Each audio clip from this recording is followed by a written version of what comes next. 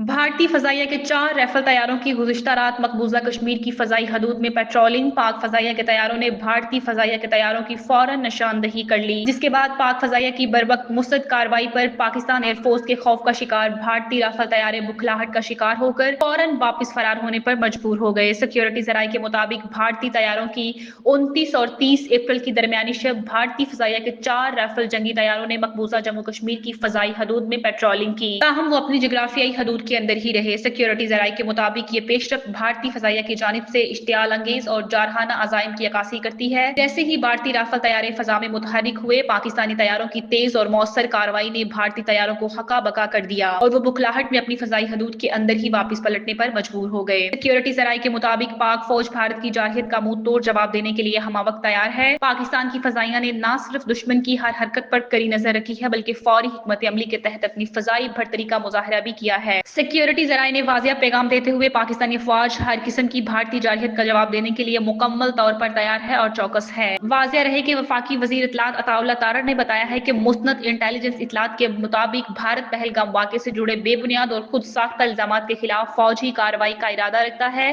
अताउल्लाह तारड़ ने अपने एक बयान में कहा कि जंग से होने वाले नुकसानात की जिम्मेदारी भारत पर होगी। भारत की किसी भी किस्म की मोहमजोई का भरपूर जवाब दिया जाएगा।